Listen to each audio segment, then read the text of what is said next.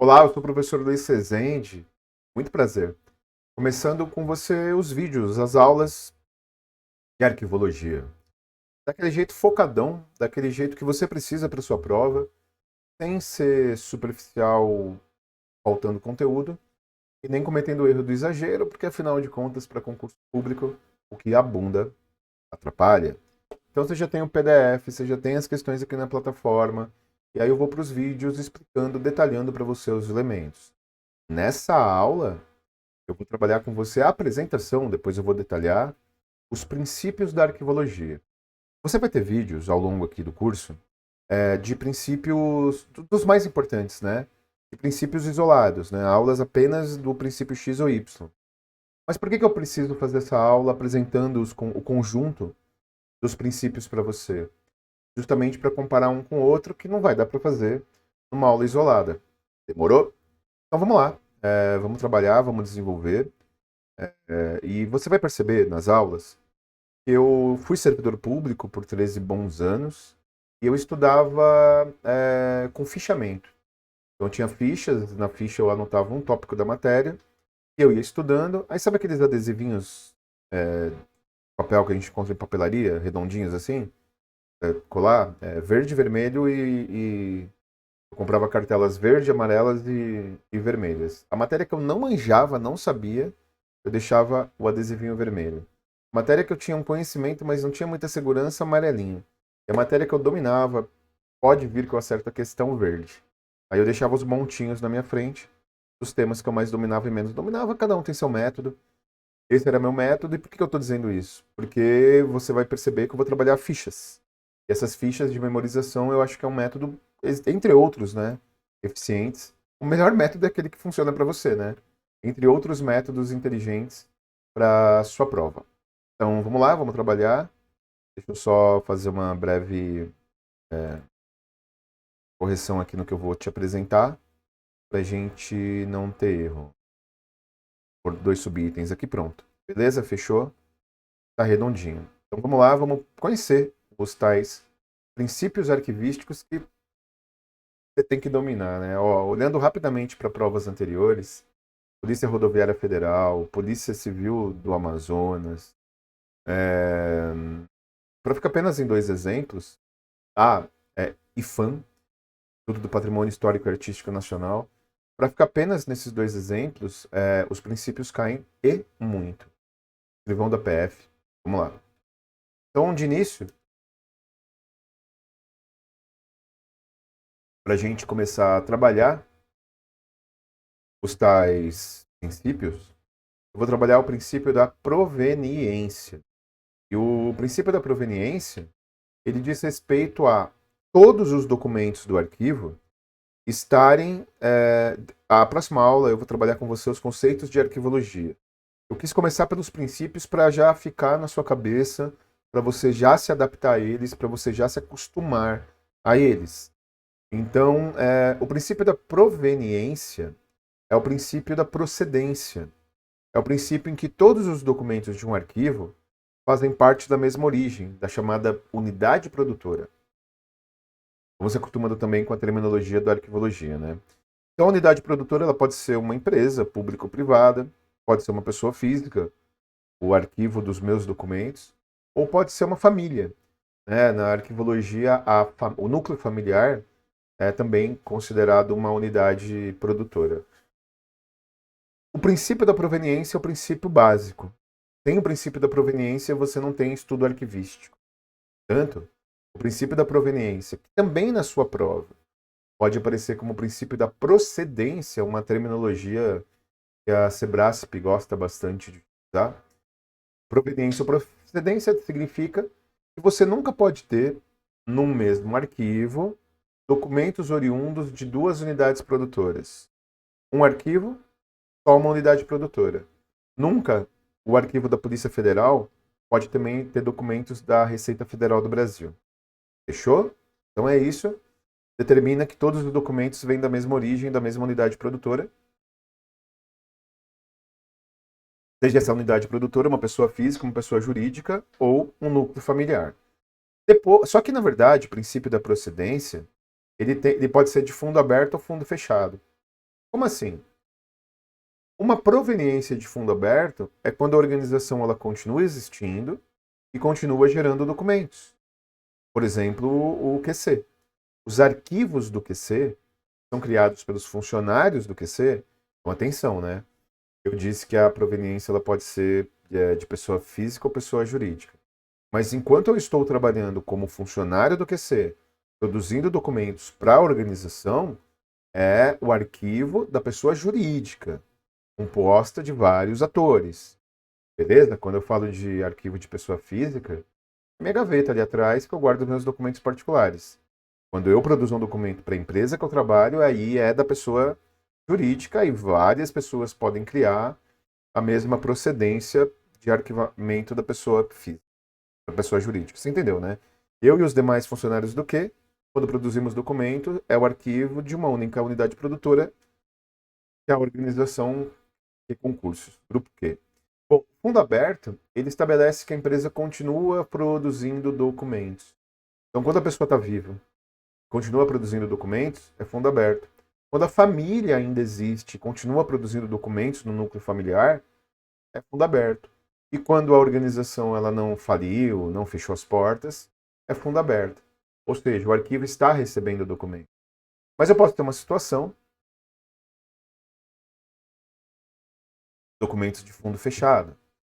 E o fundo fechado é quando a pessoa veio ao óbito, quando a família ela não existe mais, não existe herdeiros, tem família que não tem continuidade, né? Tem família que foi extinta. O nome da família se perdeu. Ou a organização ela não existe mais. Por exemplo, a Mesbla. Por exemplo, o Mapping, a Gurgel, a Grali. Empresas que existiram. Banco Safra existe. Sei lá, Banco... Como que chama? Banco Cruzeiro do Sul. Enfim, Banespa. Enfim. Qualquer Caixa Econômica, nossa Caixa, nosso banco. Caixa, Banerj, Banco do Estado do Rio de Janeiro. Você tem várias organizações públicas e privadas que deixam de existir, são descontinuadas. Você não vai jogar fora os arquivos, até porque você precisa guardar por um tempo esses arquivos para para finalidade jurídica, por exemplo, né? Então, o fundo fechado é quando a organização, quando a pessoa não existe mais e, portanto, não existem mais os documentos produzidos por aquela unidade produtora. Bom, esse é o princípio básico, como eu comentei com você. É o princípio mais importante, é o princípio base para todos os outros. E existe o princípio da organicidade. O princípio da organicidade é quando os documentos de um arquivo têm coerência com a atividade da organização. Então, por exemplo, né, direto ou indireto. Por exemplo, o que concursos é uma empresa, é um curso preparatório e uma plataforma tecnológica da sua preparação para concursos. Beleza? Então é óbvio, né, que os nossos documentos, os documentos que a gente produz, são documentos da mesma origem, documentos da mesma unidade produtora. E quando você tem os documentos da mesma origem, documentos da mesma unidade produtora, você tem que ter coerência com o conteúdo do documento. Então não tem lógica os arquivos do que tem documentos de atividade fim de terapia ocupacional, de análise do mercado financeiro. Mas é óbvio, né, que você tem atividades realizadas que não são diretamente vinculadas na atividade fim curso preparatório, mas que tem uma relação indireta.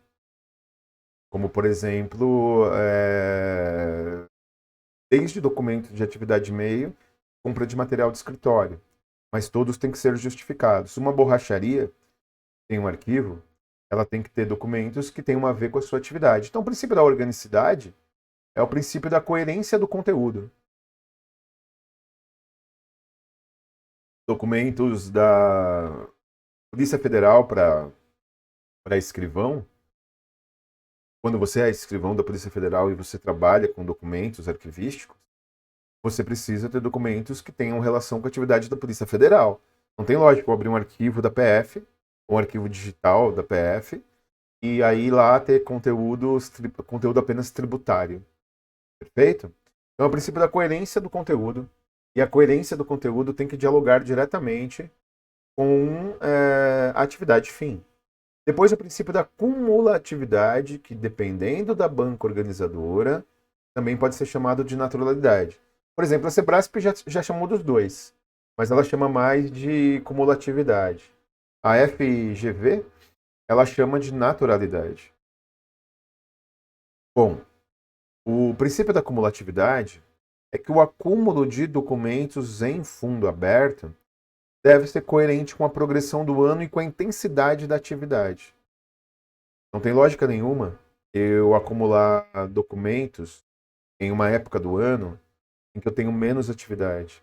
Eu tenho que ir acumulando ao longo do tempo progressivamente. Deixa eu te dar um exemplo. Quando você começa o ano fiscal, você começa a acumular documentos, por óbvio, né? Então você vai acumulando documentos e a ordenação desses documentos tem que ser cronológica. O documento criado em fevereiro, o documento 0102 não pode estar antes do documento 0101, né? Dando um exemplo bem básico. Mas tem outro elemento de cumulatividade e naturalidade. Vamos imaginar uma secretaria de escola, uma secretaria de uma universidade pública, sei lá, da Universidade Federal da Bahia. Eu não posso ter documentos acumulados na secretaria da escola acadêmica nas férias maiores do que no período de matrícula e ano letivo. Não tem lógica isso.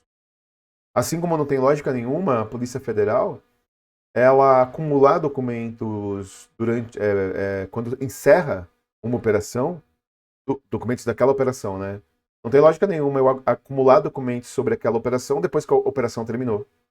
Então a naturalidade é o acúmulo natural ao longo do tempo e ao longo da intensidade da atividade da organização.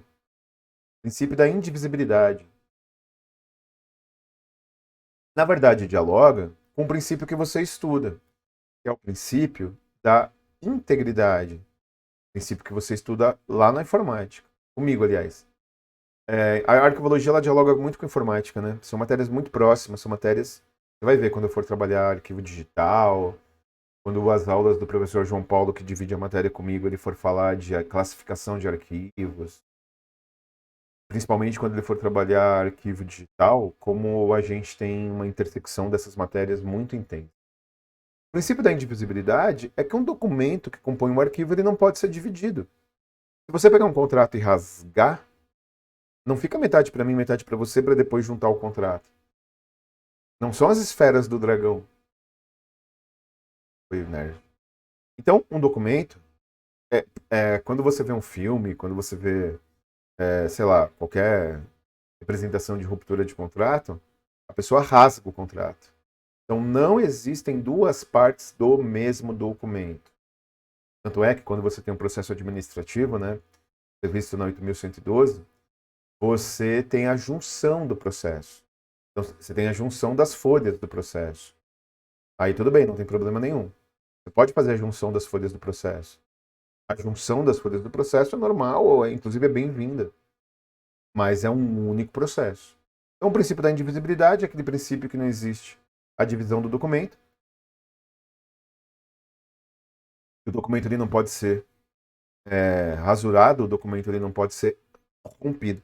Rasga o seu RG e anda só com metade do RG e deixa metade em casa. Se a polícia te parar numa blitz, fala para eles que metade está em casa para não perder. Provavelmente, se o policial for bonzinho, ele só vai lhe dar uma bronquinha. Se ele for um policial cascudo, no mínimo você vai ter que ir para casa pegar o documento. E, finalmente, o princípio da unicidade. O princípio da unicidade é aquele que determina que só existe um e apenas um original. Você não tem dois RGs, você pode ter cópia autenticada. Mas a própria palavra cópia autenticada determina que você não tem dois originais. Determina que você tem um e apenas um original. E você tem apenas um original porque não existem dois originais do mesmo documento. Tem apenas e tão somente um original de cada documento. Feito? São esses princípios. São esses elementos que a gente tem que trabalhar. Você vai perceber nas aulas, né, que eu vou dar daqui para frente, que esses elementos são fundamentais. Esses elementos são estruturais.